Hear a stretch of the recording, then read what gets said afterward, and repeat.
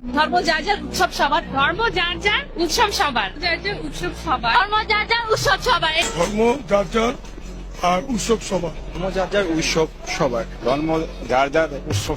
আজ পর্যন্ত কোনদিন মুসলমানদের উৎসব শবে বরাত একটা হিন্দু মসজিদে দেখার জন্য আসলো না। মুসলমানদের উৎসব শবে কদর একটা হিন্দু কোনদিন চাওয়ার জন্য আসলো না। মুসলমানদের উৎসব রমজান মাসের রোজা একটা হিন্দু কোনদিন তোমার সাথে সমাজ করার জন্য রাখলো না। একটা হিন্দু কোনদিন তোমার ঈদের নামাজে আসলো না। একটা হিন্দু কোনদিন তোমার সাথে জুমার নামাজে অংশগ্রহণ করলো না, তোমাকে দেখার জন্য পর্যন্ত আসলো না।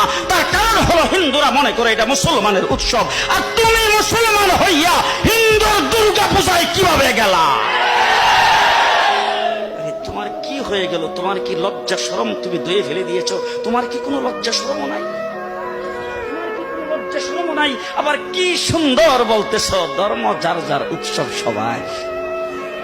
হাই হাই হাই, ও মুসলমান যুবকেরা ভালো করে শোনো, ধর্ম যার যার উৎসব সবার, তাইলে বিয়া যার যার বউ তো সবার।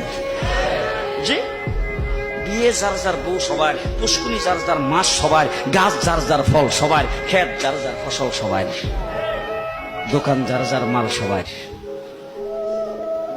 এখন ঘুমাইছে কি কথা বলেন না কেন?